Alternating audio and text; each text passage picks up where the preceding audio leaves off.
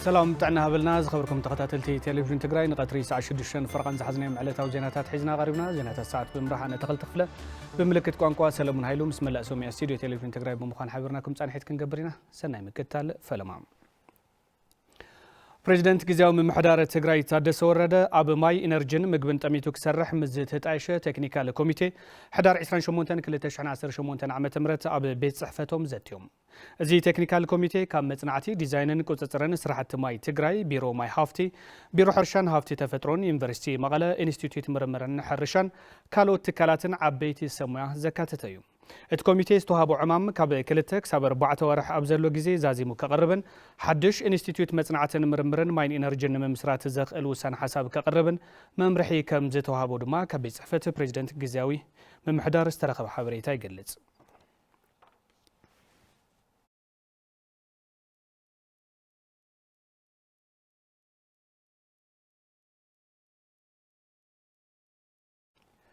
تجراي أتياتو كابزلا كل مراي دقات نختوص كل تجراي نزتن عرق سلامنا تقرتي بكسرح يقبايلهم نبرتي كتماخصوم من رجات هلاو حزب تجراي لعلي زخون أجندا بمسرع ببرك زلو كفال حبرتسب تزاتيو مفتحي كندي توم نبرتي وسيقوم التحساسيهم في السامز قبل زوادو تصبصاب كم سعب قربي تقاتاتي لنا نملس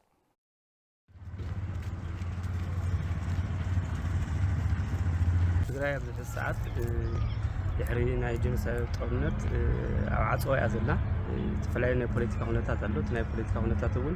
ናብዚ ድል ዓዛትና ናዓትዘና ከም ወርጂ ከሓስበ ዘለኒ ኣብ ዕርቅን ዘትን ሰላም ኮይንካ ሁሉ ዘማእኸለይ ሕብረተሰብ ብምግባር ብሰላም ዝፍትሐሉ ባይታ ምቻው ይደሊ ሕዝቲ ትግራይ ኣትያቶ ዘላ ሁኔታት መዋጽኦ ንምፍጣር ኣብ ዝኾነ ይኹን ቦታ ኣብ ዝኾነ ይኹን ናይ ስራሕ ኣፈላላይ ክኸውን ይኽእል እዩ ሰብ ግን ንምንባር ማለት እዩ ኣብ ዝኾነ ይኹን ቦታ ዘሎ ሰብ ኩሉ ብዛዕባ ሰላም ዘትዩ ናብ ሓደ ተሓሳስባ መጽዩ ሰላም ንሓንቲ ዓዲ ንሓደ ሃገር ንዝኾነ ይኹን ክፋል ማሕበረሰብ ጠቃሚ ስለ ዝኾነ ኩሉ ኣብ ሰላም ክዝቲ ናብ ሓደ ክመጽእ ብሰላም ክጥርነፍ ኣለዎ መንሰውን ካብ ስደት ከነጥነት ኮይና ወይ ካብ ጦርነት ከነጥነት ኮይና ሓደ መማረጽ ዘለና ዕርቀ ሰላም ዝዕርቀ ሰላሙን ምሁር ዘካተተ ፖለቲካዊ አፈላላይ ብዘይብሉ ንትግራይ ዝብል አተሓሳሳብ ብምሕሳብ ኣብ ዕርቀ ሰላም ኮይና ንክንሰርሕ ዝብል መልእኽቲ ዘለኒ እዚ ዘሎ ኩነታት ያው ናይ ጥይት ተኩስ ኢደው ኢሉ ዘሎ እምበር እዚ ኩነታት ከም ዘሎ ወይ ዝቅጽል ዘሎ ማለት እዩ ስለዚ ካብ ዝመዋጽኦ እዚ ክንወጽእ ንኽእል ኮይና ዝኾነ ይኹን ሰብ ናብ ጠረጴዛ መጽዩ ክዛተ ብዛዕባ ሰላም ክዝቲ መፍትሒ ከቕምጥ እዩ ዘለዎ ኢሉ ዝወስን ማለት እዩ እዚ ኣማራጭ ብምፅኣን ዝኣተነ ናይ ጦርነት ዋላ ጉዳይ ይኹን ኣብዚ ሕዚ ሰዓት ግን ብዙሕ ኣማራጫት ስለ ዘለዋ ኣማራጭ ተጠቒምና ሰላም ጥራይ ክንገብር ዘለና ካብ ሰላም ውጪ ናብ ምንም ትኸድና ንወፅኦ ነገር ስለ ዘየለ ኣብ ውሽጢ ሰላም ኮይንና ፖለቲካዊ ኣፈላላይ ዋላ ይሃልወና ፖለቲካዊ ብመድረኽ ናብዘ ተምፂና ናብ ሓደ ንመፅል ዋላ ፖለቲካዊ ኣፈላላይ ይሃልወና ግን كم تجراي حدا عين تتحسس حسيبنا تجراي كاب زلاتو عزاء تخنوات ترينا كاب نشتي سقع العلي كاب مهور سقع بوليتيكا وزلو كل تحسسها بمولو تجراي زبل زات تجارو تجراي كاب زلات مواتعين كفتر ياو الملك يخالف زلل بروجرام مجبو عالم كاب قرب هصوص راديت وصيو حبرتسب سريحو ناب زلوت لخونታት ንምስጋር ይሰርሕ ከም ዘሎ ኣብ ኢትዮጵያ ተወካሊ ዳይሬክተር ፕሮግራም መግቦ ዓለም ዝላታን መሌሰች ገሊጾም እቶም ዳይሬክተር መሰመራርሓ ግዜው መምሕዳርን ማሕበራዊ ረድኤት ትግራይ እውን ዘትየመለው ገብረመድህን ተወልደመድህን ተወሳኸለው توكالي بروغرام مقبع عالمن دايركتر اب إثيوبيان زلاتان ميليسيج مس محبراو راديت تግራይ ኣብ ስራሕቲ ዳግመ ሕውየት ዝሰርሖም ስራሕትን ምዕዛብን ንምግምጋምን ኣመልኪቶም ምስ ኣመራርሓ محبراو ረድኤት ትግራይን ግዝያዊ ምምሕዳር ትግራይን ዘትዮም ኣብቲ መድረኽ ድሕሪ ኩናት ትግራይ ፕሮግራም ምግቢ ዓለም ምስ محبراو ረድኤት ትግራይ ብምትሕብባር ዝስርሑ ዘለው ስራሕቲ ጽቡቓትን ተጠናኺሮም ክቕጽሉ ከም ዝግባእን ተገሊጹ This is really to appreciate the WFP for the overall contributions you have played before the conflict. Program ምግቢ ዓለም ቅድሚ ኩናት ኣብ እዋን ኩናትን ድሕሪ ኩናትን ዝገብሮ ዘሎ እጃም ዝምስገን እዩ እዚ ፕሮጀክት ሕውየት ማሕበራዊ ረድኤት ትግራይ ትገብሮ ዘላ ጻዕሪ ድማ ዝለዓለ ብጽሒት ኣለዎ ምክትል ኣካያድ ስራሕ ማሕበራዊ ረድኤት ትግራይ ኣይተጌታቸው ካልኣዩ ኣብቶም ዝሓለፉ ዓመታት ብምትሕባር ፕሮግራም ምግቢ ዓለም ልዕሊ 12,000 መራሕቲ ስድራ ኣብ መስኖ ሃፍቲ እንስሳን ካልኦትን ኣብ ስራሕቲ ሕውየት ከም ዝተሰርሐን ሕዚ ድማ ካብ 4 ወረዳታት ናብ 10 ወረዳታት ብምስፋሕ ዝሓሹ ስራሕቲ ከም ዝስርሑ ይገልጹ። ዳልኤፍፒ ቀደም ይፍለጥ ብኢመርጀንሲ ብህፁፅ ርያ ሓገዝ ይፍለጥ ዳልኤፍፒ ካብ ኣብዚ ቀረባ ግን ታይ ጀሚሮም ነው ፍሮም ላይፍ ሴቪንግ ቱ ላይፍ ቼንጂንግ ካብ ህይወት ምድሓን ህይወት ምልዋጥ ልብል ሓደ ስትራቴጂ ዴቨሎፕ ገርዎሎ ብተፈላለዩ እታወታት ከም ጠለበጊዕ ዝመሳሰሉ ብምዕዳል ናመስኖ ስራሕቲ ሰፋሕቲ ስራሕቲ እዮም ብማዕገል ኣብ ራያ ከይድኻ ማዕገል እቲ ናይ ማይ ሕፅረት ስለ ዘሎ ኣብ ደቋዓታት ዝወቕዐ ማይ ኣለኻ ብስትራክቸር ቋሚ ስትራክቸር ትሕረሰ ብልሙድ ይሰርሖ ነይሩ እዩ ግን ዓመት እዩ ዝሰርሕ ነይሩ ንሕና ግን ቋሚ ስትራክቸር ቀይርና ተወሳኺ መስኖ ስራሕቲ ብምስራሕ ስፍሕ ለለ ቦታ ንሽፍን ለና ተወረዳ ጀሚሩ ከዛ 4 ኮይኖ ብቐጻልነት ግን ካብ ጃንዋሪ ጀሚሩ ላብ 10 ገለ ክንሰርሕ ኢና ፕላን ሒዝና ተወካሊ ፕሮግራም ምግቢ ዓለምን ዳይሬክተር ኣብ ኢትዮጵያን ዝላታን ሚሊሴች ኣብ ትግራይ ሕብረተሰብ ሰሪሑ ዝልወጠሎምን ዝሓውየሎምን ፕሮጀክታት ብፍላይ ኣብ መስኖን ሃፍቲ እንስሳን ስራሕቶም ኣጠናኺሮም ከም ዝቕጽሉ ኣረድዮም። Resilience is one of the main transformational shifts that WFP would like to make in Ethiopia, in the country in general, and including in Tigray, shifting more from reactive humanitarian assistance. ፕሮግራም ምግቢ ዓለም ኣብ ኢትዮጵያ ኩነ ብትግራይ ስግግር ሕውየት ንምርጋጽ ትኹረት ሂቡ ይሰርሐሎም መነባብሮ ሕብረተሰብ ኣብ ዝልውጡ ስራሕቲ ከምኒ ቀረብ ምግቢ መስኖ ህንጸት ማይን ብስፍሓት ክንሰርሕ ኢና Facilitating irrigation, availability of water is critical, as we all know, for ዝላታን ሚሊሴች ኣብ ዘዋዶ ትግራይ ራያ ዓዘቦ ብሓገዝ ፕሮግራም ምግቢ ዓለም ዝስርሑ ዘለዉ ፕሮጀክታት ዕዶት ከም ዝገብሩ ተገሊጹ። ባንኪ ዓለም ኣብ ህንጸት ኣእምሮ ህጻናትን ነፍሰ ጡር ኣዴታትን ዝውዕል ኣብ ወረዳታት ቆላ ተንቤንን ኣበርገሌ ጭላን ብ110 ሚልዮን ብር በጀት ዝትግበር ፕሮጀክት ዕላው ገይሩ ነቲ ጸብጻብ ሃፍቶም ረዳእ ዳልይዎ ዮሃንስ ብርሃነ ድማ ከም ስዕብ ከቕርቡ ቢሮ ፋይናንስን ምትሕብባር ሃፍትን ትግራይ ኣብ ህንጸት ኣእምሮ ህጻናትን ክንክን ነፍሰ ጡር ኣዴታትን ቁጠባውን ኣእምራውን ምምሕያሽ ዘምጽእ ብባንኪ ዓለምን ሚኒስቴር ገንዘብን ዝተመደበ በጀት ተጠቀምቲ ካብ ዝኾና 6 ወረዳታት ኣብ ወረዳታት ቆላ ተንቤንን ኣበርገሌ ጭላን ዕላው ገይሩ። ኣብ ቢሮ ፋይናንስን ምትሕብባር ሃፍትን ኣተሓባባሪ ቻናል 1 ኣይት ኣማረ ዘሪሁን ንወረዳታት ቆላ ተንቤንን ኣበርገሌ ጭላን ካብ ባንኪ ዓለም ዝተረኸበ 110 ሚልዮን ብር በጀት ከም ዝተመደበ ብምግላጽ እዚ በጀት ተግባራዊ ንምግባር በብብርኩ ዝርከቡ ቴክኒካል ኮሚቴን ኣብያተ መኽርን ኣድላይ ደገፍን ክትትልን ክገብሩ ጸዊዖም 55 ሚልዮን ነንሕድየን ተመዲውለን ኣሎ ኣብ ኤስፒጂ እዚኣ ኣብ ምድኽዳኽን ኣብ ለርኒንግ ፖቨርቲ ንምንካይ ተባሂሉ ዝመፀ ነገር እዩ ኣብዚ እንታይ ዝድለ እቶም ናይ ወረዳን ናይ ክልል ዘለዉ ቴክኒካል ኮሚቴ ዝበሃል ኣለዉ ብትክክል ክመርሕዎ ኣብ ወረዳ ዘለዉ ድማ ኣብ ማሓዳር ይኹን ቤት ምኽሪ ብፍላይ በጀትን ኦዲትን ክከታተልዎን ኣፈጻጽሞ ክሪኡን ናይ ኮሚኒቲ ኣስተዋጽኦውን ዝለዓለ ይኸውን ማለት እዩ። ዋና ማሓዳሪ ወረዳ ቆላ ተንቤን ኣይተ ባህረ ተወልደ መድህን እቲ ብሚኒስቴር ገንዘብን ባንኪ ዓለምን ተመዲቡ ዘሎ በጀት ምናውሪ ሕብረተሰብና ንምምሕያሽ ብትኹረት ክንሰርሐሉ ኢና ኢሎም ናይ ገደና ተኽልታት ብምትካል ኣዴታት ህፃናት ዝምጓሉ ኣብ ቤት ትምህርቲ እቲ ናይ ዓቕሚ ናይ ምዕባይ ስራሕቲ ይኹን እቲ ናይ ቤት ትምህርቲ ናይ ምግቢ ናይ ምምሕያሽ ስራሕቲ ንምስራሕ ያው ምርዳእ ጌርና ናብ ሙሉእ ስራሕ ኣቲና በቲ ዝተሓሰሉ ተግባራዊ ንምግባር ዝሓሸ ግንዛቤ ሒዝና ንወፍር ከም ዘለና እየ ክገልጽ ደሊ ዳይሬክቶሬት ምግብን ስርዓተ ምግብን ቢሮ ሕርሻን ሃፍቲ ተፈጥሮን ኣይተ ገብረ ሃዋርያ ግደይ እቲ በጀት ኣብ መዓልኡ ክውዕል ብሰብ ሞያ ዝተደገፈ ክትትል ክንገብር ኢና ኢሎም ብዙሓት ፕሮጀክትታት ኣብኡ ሓቂፍና ሳቶም ንሓጎዝና ኢና ንሰርሕ ካብዚኦም ሓደ ሎማዓንቲ በጀቱ ዘጽደቐ ናይ ሁማን ካፒታል እዩ ሁማን ካፒታል እውን ትናይ ግብርና ታርጌት ማለት ኣብ ልዕሊ ኣብ ነሱ ጽራትን መጠውትን ነሱ ትሕቲ 2 ዓመት ህጻናትን መሰረት ጌርና ድኽዳኸን ክንቅንስ እዩ እቲ በጀት በጅትዎ ዘሎ ስለዚ ብመሰረት ጌርና ሕድሕዲአን ስራሕቲ ወይ ሕድሕዲአን ኣክቲቪቲ ወረዳውን ብኣ መሰረት ክፍጽም እዩ እዚ ተዳልዩ ዘሎ ምክትል ሓላፊ ቢሮ ፋይናንስን ምትሕብባር ሃፍትን ትግራይ ኣይተ ገበር ኣበዝጊ ሱራፌል ቢሮኦም ብድርቅን ኩናትን ኣብ ዝተሃሰያ 6 ወረዳታት ትግራይ ናብ ንቡር ንምምላስ ምስ መድረክቲ ኣካላት ተሓባቢሩ ይሰርሕ ከም ዘሎ ብምግላጽ ኣብዚ ሕዚ እዋን ኣብ ወረዳታት ቆላ ተንቤንን ኣበርገሌ የጭላን ኣብ ህንጸት ኣእምሮ ህጻናትን ክንክንን ነፍሰ ጡርን ወለዳት ኣዴታትን ምስራሕ ምጅማሩ ገሊጾም ተን መሰረታዊ ዝበሃላ ቤዚክ ሴክተር ዝበሃላ ትምህርቲ ጥዕና ማይ ሕርሻ መንገዲ ሓዊሱ 64 ልዕሊ ፐርሰንት ናይ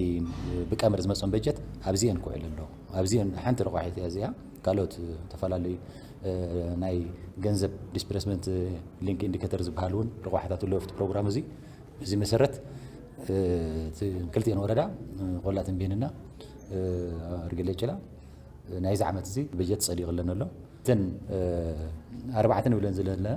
ኣርገሌ ጭላ ተደጊማ ስለ ዘላ እዚ ጨርጨርን ሳምረን ኣርገሌ ጭላን ብድርቂ ኤሮፕን ታሕቲ ኣድያውን ብጦርነት እዚአን ናተንውን ፕላን ሰዲና ኢና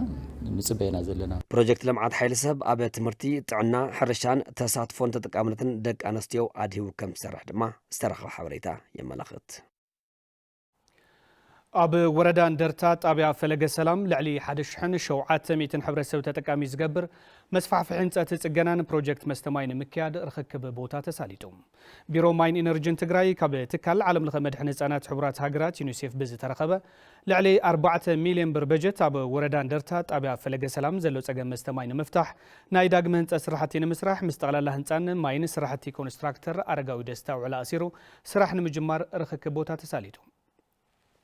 ፕሮጀክት ዲዛይነር መሃንዲስን አባል ኮሚቴ ርክክብን ኢንጂነር ኤፍሬም ካሕሳይ እቲ ህንፀትን ጽገናን ፕሮጀክት ማይ ኣብ ውሽጢ 3 ወርሒ ተዛዚሙ ናብ ኣገልግሎት ከም ዝውዕል ገሊጾም ኣብቲ ስነ ስርዓት ርክክብ ኮሚቴ ቢሮ ማይን ኢነርጂን ትግራይ ቤት ጽሕፈት ማይ ሃፍቲ ወረዳ 70 እንደርታን ካልኦት ዝመልከቶም ኣካላት እውን ተረኺቦም እዮም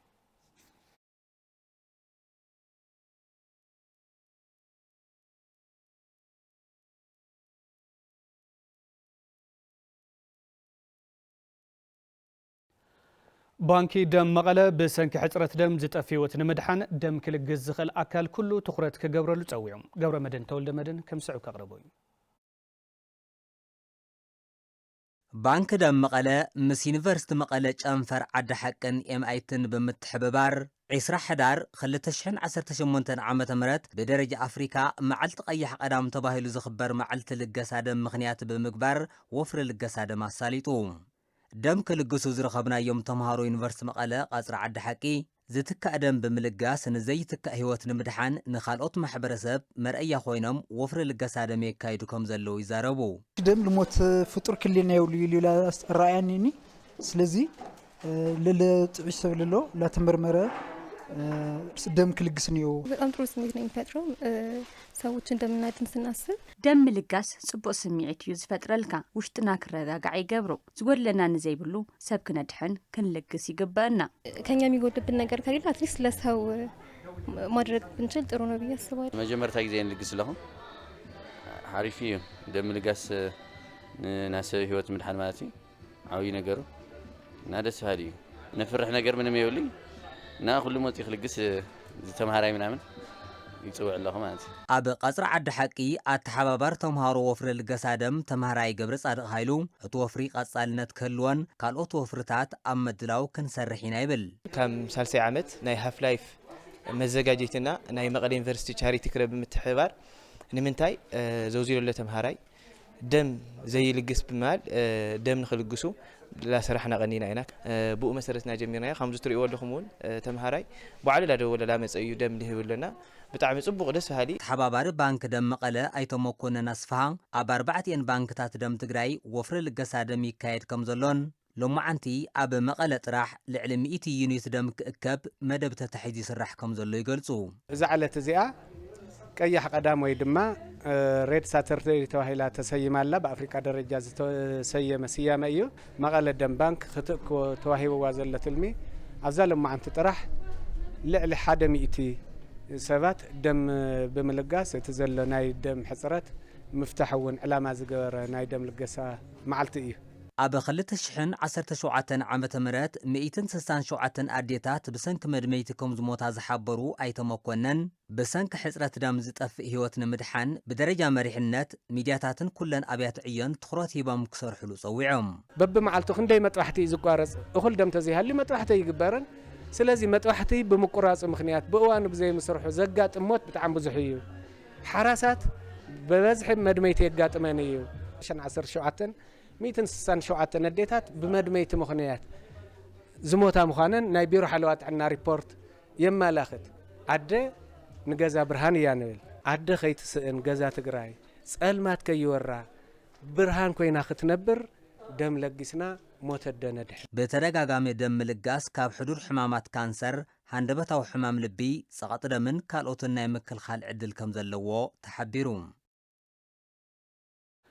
ኣብ ማሕበራዊ ጉዳያት ዝነጥፉ ሰብ ሃፍትን ሰሙያን ንምትብባዕ ትኹረት ተገይሩ ይስራሕ ከም ዘሎ ተገሊጹ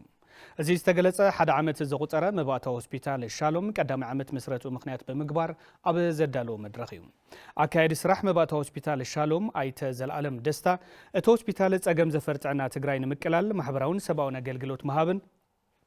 ቁጠባዊ ረብሓ ሰሙያን ምዕባይን ማእኸል ገይሩ ከም ዝተጣየሸ ገሊጾም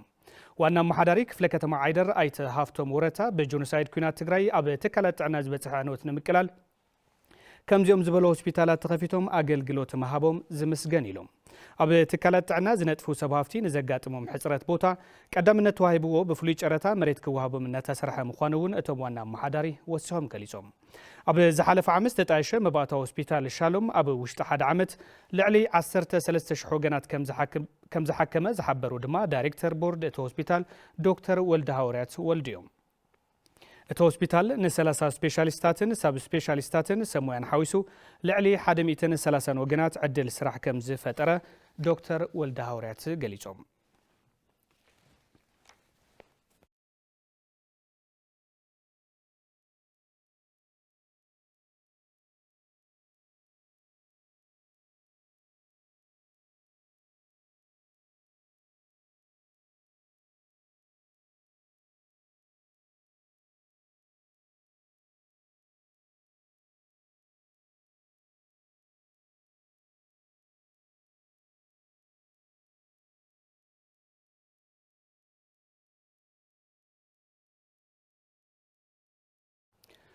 ካብ ወጻኢ ብዝመጽኡ ሓኻይም ይወሃብ ዝነበረ ሕክምና መጥባሕቲ ፕላስቲክ ሪኮንስትራክቲቭ ብውሽጢ ዓቕሚ ሰሙያ ኮምፕሬሄንሲቭ ስፔሻላይዝድ ሆስፒታል ዓይደር መሃብ ከም ዝተኻእለ ተፈሊጡ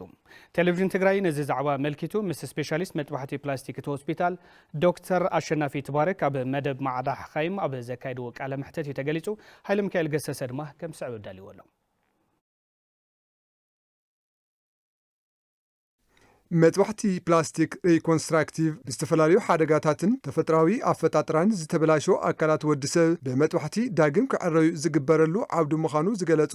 ኣብ ኮምፕሬሄንሲቭ ስፔሻላይዝድ ሆስፒታል ዓይደር ስፔሻሊስት መጥባሕቲ ፕላስቲክ ዶክተር አሸናፊ ትባረክ ቅድም ክብል ብወጻእተኛታት ዝወሃብ ሕክምና ምንባሩን ካብ ዝሓለፉ 2 ዓመታት ጀሚሩ ግና ብውሽጣዊ ዓቕሚ ይወሃብ ከም ዘሎ የረዱ ፕላስቲክ ሪኮንስትራክቲቭ ሰርጀሪ መብዛሕትኡ ግዜ ፈረንጂ ካብ ዝተፈላለዩ ዓድታት ናመፁ ሰርሑ ሰባት ነይሮም ንስተወሰነ ሓፂር ግዜ እውን ካብ ኣዲስ ኣበባ ተመላለሱ ጸንሑ ሓኻይሙ ነይሮም ኣብ ቀረባ ግዜ ንሓን ኦልሞስት 2 ዓመት ጌርና ኣለና ሕዚ ኣብ ዓይደር ሜይንሊ ዓይደር ካብ ዝተፈላለዩ ቦታ እውን ኣብ ካልእ እውን ኣብ ኣዋሽ ሆስፒታል ኣብ መቐለ ሆስፒታል ንሰርሕ ኢና ኦልሞስት 2 ዓመት ጌርና ኣለና ማለት እዩ በዚ ዓውዲ ብርክት ዝበሉ ኣካላት ደቂ ሰብ ብመጥባሕታ ቢልኻ ንምትዕራይ ዝተገበረ ስራሕቲ እውን ውፅኢታዊ ምዃኖም ዶክተር አሸናፊ ይገልጹ ዝተፈላለዩ ጸገም ዘለዎም እዝኖም ጥራሕ ዘይኮነ ዝተፈላለዩ በተለይ ገጽ ምስ ገጽ ዝተተሓዘ ምስ ካልእ ኣካላት ማሕበራት ዝተተሓዘ ንህቢና እዝኖም ተበላሸዩ ከምዛ ዓይነት ማለት እዩ ዝተፈላለዩ ደረጃ ኣሎ ዝተበላሸዩ ክኾን ይኽእል እዩ ይጭምዳድ ኣሎ ከሎ ናሃለ ሙሉ ከይተቆረጸና ሃለ ይጨማደድ ይሸማረር ቅርጹ ይበላሸ እሱ ምስተኻል ንገብር ኢና ሙሉ ዝቁረጽሎ ሙሉ 100% ዝቁረጽሎ እሱን ንሰርሐሎም ዝተወሰኑ ሰራሕናሎም ኣለና ዝተወሰነ ኣካሉ ፍርቂ ክኾን ይኽእል ርብዒ ክኾን ይኽእል ዝጎደለ ኣካል ናይ እዝኖም ማለት እዩ ዝተበላሸዩ ኣለዎ ካልእ እውን ና ኣፍንጫ ከንፈር እሱን ብዝተፈላለየ መጠን ጉድኣት ዘለዎ ኣብ ገጽ ዝተፈላለዩ ኣብ ምዕጉርቶም ክኾን ይኽእል ኣብ ካልእ ኣካላቶም ኣብ ገጾም ዝተፈላለዩ ንትርኢት ዝበላሽ ንፋንክሽን እውን ንስራሕ ንምትንፋስ ክኾን ይኽእል ንምብላዕ ክኾን ይኽእል ዝተፈላለዩ ጸገማት ዘምጽእ ጸገማት ብምስትኻል ጸገሞም ክንፈትሐሎም ንሙክር ኣለና ማለት እዩ ተጠቀምቲ ዝዕድል ድማ በዚ ሕክምናዊ መጥባሕቲ ዝረኸቦ ውፅኢት ኣዝዮም ሕጉሳት ምዃኖም ይገልጹ ችግሬ እዝኒ እዩ እዝኒ ተቆሪጹ ነይረ እዚ ዝተኻኸሉ ወይም ነዶ ቦምቤ ተወዒ ብኩናት እየ ተገላላየ ጽቡቕ ክትትለ ገበርሉ ኣለዎ ድሕሽ ኣብዚኣ ተሰሚዐት ነይራ ካብኡ ግን ለውጢ እኒኦ እዩ ካብኡ ዳብ ሰዓት እየ መፅአ እኒኦ ኣብዛ ቆፀሮ ሰዓት መፅአ ኣብዛ ቆፀሮ ሰዓት ድማ ይስርሕን በሎ ደስ ልብል ስራሕ ስለዝስራሕ ዘሎ ብጣዕሚ እየ ለምስግኖም ደሊ ዞም ደኳትር ሽዱሽተ ወርሒ ገይሩ በቃ ንቤተ ክርስቲያን ክልልና ተሰከፍ ቄ ዝወስዶ بقى من كزي ولا يا وليدا إذا متز بقى إذا مدوريو يزي وطن بتعمي يسكفنا بقى من كزي ولا وليدا من دارك أسيرا يزاروا بقى مسيان خندي سبات مسيان يريا نخريو ما خندي سبات مسيان يريا نرن بقى نخير يا وجزء بقى قد في هيدي سدي للو تسقني خا بفلاي أو كتما كوحشون بي أو قطر بزح يتلمدي همزة عينت همزي القطر خازلك تحوسل نشتي تسكى فيها همزو حتى أصل صار حنا زعينته إلى مثل لهون قداي قالك لوكا شفني قال إيه خافك أنا إيه تحفريها 5 جرام بمعرام بطعم دسيد لني تحب شيء زي لهم تنقلت مثلا 5 جرام حكمة تسفلني أمنا زيارها باللي دوي بللي زم غيمي صار لم تعرض لي تايدا أنا 5 عام تنخص الراحة بسروي تصبغ النرا كم يوم غيرهم كعري لي أزول نرا ورد لي أني اللي زم حتى كابل بيزم مسكن كلا فترة بتايدا هزجن يا حمل بنا حزيلنا نخدينا تسيلنا مالتي لاس كفيبلنا شفنا بالول بهالنجار اللي تخينوا ودي أوديو ولا بهالدي قال بهالنجار زر دي بهالنجار ين بهالي مالتي خزي الحمد لله ناس حزيلنا ننقص أصلا خلينا مالتي تسيلنا بدعمي خل أي فترة دي بهالبقى زر بفلاي أب كنفرن تحناجن زفترو سجمات مس استفلالي قدات بمتحاز أو حبرسب زلو جوجيا ردادا كرم كم زجباز جلسوا دكتور شنافيم أزي بتفترن باستفلالي من قدتاتن كفتر زخيلن بمتعثي كحكم زخيلن مخانو حابيرم هلوي من قصاص عودة انفستمنت زوادو بتجراي تخرج زجبروا على فورم انفستمنت أب كتما مخوني تساليتم أب كتما مخوني بتسالت فورم انفستمنت زوا دوبب أب رايا بعود حرشة انفستمنت زلو تشبوت من قصاص زرقي مصنعتي قريب وين تزتيلو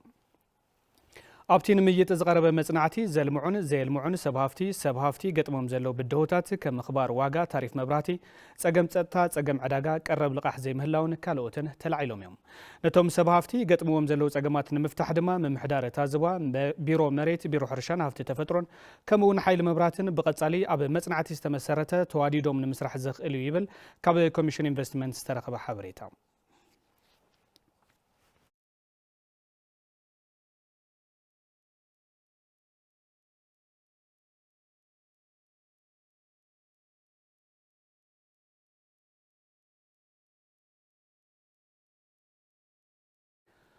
أب لعلي والكسب يخون والدابة بمحبرة ميديا زكاد سمتفان زربات صليتن كساب حموشت عمد كرم زقص عب حاجة من قسي استدنقق إلهم سمو حقي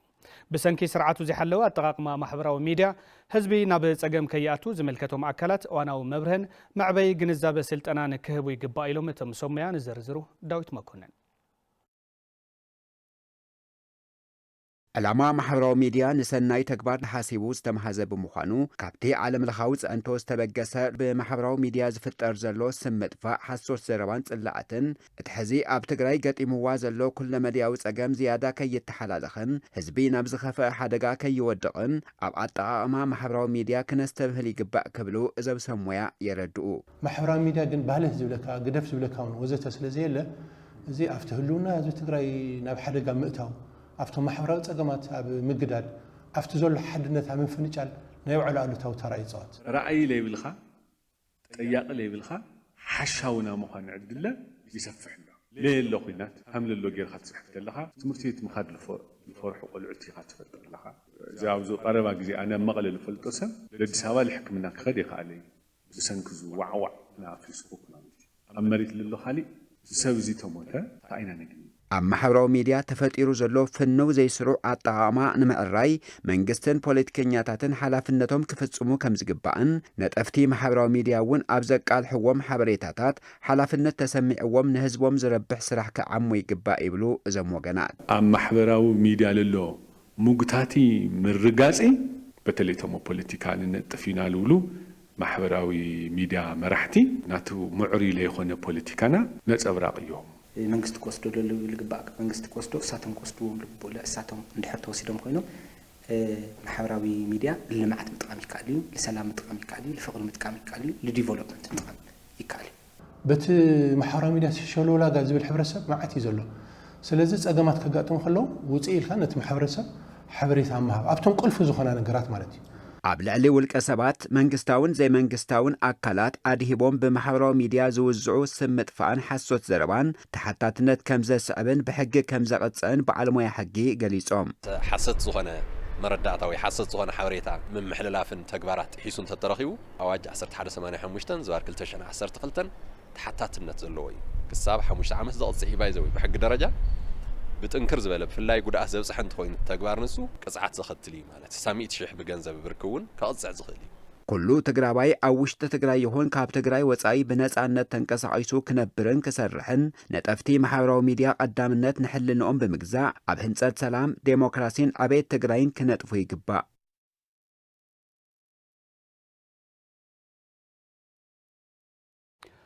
زخبركم متملكتنا كابزي بمقصال صوصات سبورت زعلتنا ناوهم كنقرب صوصات سبورت وش تعدن وصان دما مسارحتنا حبن كحسي حيزلنا كقربي سناي مكتال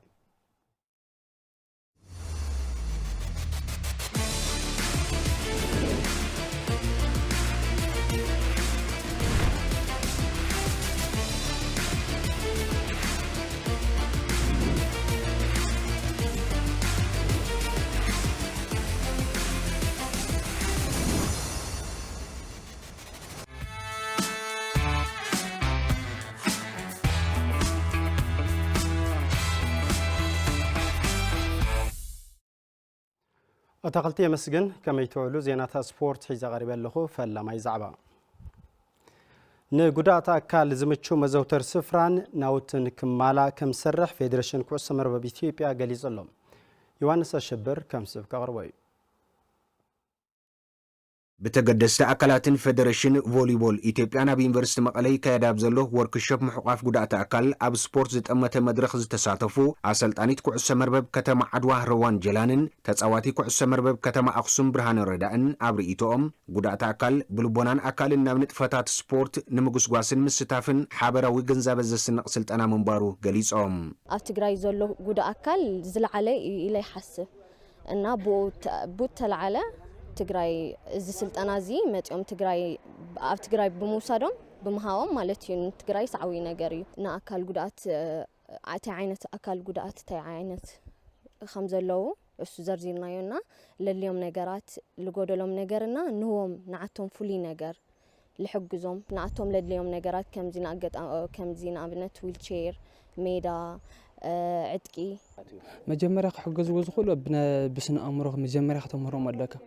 كأم بالكلاي خان تجارو إخاطات زلك زل محبرسة حزبك تسفق قريز زقميت زل بمولو بقى خلكاس تسفق جبري خالي أو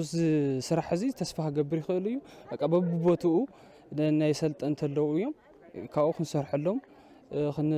نايسنا أمره تمرت خنهولهم كأبوتات كن يروم خالنا أو جزات عاصم زوع تسفق قريزهم بزحنا جراس رزلو استاخذ يخلي يزبل قمتني كاب كتماتات مقله وقرو عدقرات عدوان خصومن تعدمو أسلت أنتي سبورتنياتات حالفتي أبيات عيو ديانون سبميان مسرتاوي جنزابة أبزج بوت عودة مصنعاتي الترخبة بعلميات تكنيك كوميتي بارالمبيك جتاچو مامو قبل بناوين حت قدات أكال السجرة عبقربتن هنساتن مسالة يا سبورت تشرف عيو كتكبر زخل مخاني حبر أكال قدات بثلاث عينتنا من أولمبيك سبيشال بارالمبيك اللو ديف أولمبيك اللو سبيشال أولمبيك اللو سبيشال أولمبيك نأي أمور سكمتنا زلوا سبعة يوم حزي حد شافت يرلو زيهم كميكرنا وسبورت نأتيهم كميكرنا ما ترى نحجزهم كميكرنا ندقفهم زبليو جن سلطنا وسيدنا مالت سئلنا كيف خوان يولن كيدنا دما أبلاي نقولوا أبتكبر من قد كله أبتكبركم عتلنا ما نوز خون ما ترى دما سبورت كركب لو ماتي ونعرف ورشر تالي ورشري كرانش تالي كرانش كمثله نوز خون ديسكس على لون تالي دما ديسكس على لون مثله حلف بيت صحفة فدريشن كعس مربب إثيوبيا تخلو شوية أفلو يريتو بكفيل جميرو نابوزح كبابيتات كسفح مدب كم تتحزن كابتوم تتأكمتي فرق جامدك أنستيو كحق أفزو فره بروجكت كم زخونا نتسيروهم نزي سلطانيوش ودا كابياتشو سيملسو بيا كابياتشو يميغنيوتن ديسيبل يهونو وطاتوچن سيتوچن እንዲሁም ታዳጊዎችን በመለየት ስልጠና መስጠት የሚችሉበትን አቅም ነው ያዳበርንላቸው። እዞም ሰልጠንቲ አበ ከባቢ ምን ዝርከቡ ደቂ አንስትዮን ደቂ ተባዕትዮን ጉዳት አካል መንእሰያት ንቃሓት ዝፈጥረሉ ሰንቂ ወሲኽናሎም ኢና ቀጸልቲ ካብ ዘለውና ስራሕቲ ድማ በብ ከባቢኡ ንዝርከቡ መንእሰያት ጉዳት አካል መጻወቲ ዝኸውን ናውቲ ምሕጋዝ ካብኡ ዝሓለፈ እውን መንቀሳቀስ መንበር መርኩስ ሕድሳትን ጽገና ስፍራ ስፖርትን ካልእ ደቂ ተባዕትዮን ደቂ አንስትዮን ተዛኒኦም ክጻወቱ ብምግባር ልምዲ ስፖርት ምዕባይ ከምኡ እናገበርና እቲ ፕሮጀክት ድሕሪ 9 ወርሕ ክቐጽልን ብኩናት ዝተሃስየ ሕብረተሰብ ብስፖርት ናይ ምንቅስቃስ ስራሕን እዩ ኣብ 3 ከተማታት ተጀሚሩ ዘብቅዕ ዘይኮነስ ኣብ ዝተፈላለዩ ካልኦት ወረዳት ትግራይ ዝቐጽል ክኸውን እዩ። ስለዚህ በሶስቱ ላይ ጀምረናል። በሶስቱ ላይ ብቻ የሚቆም ሳይሆን በትግራይ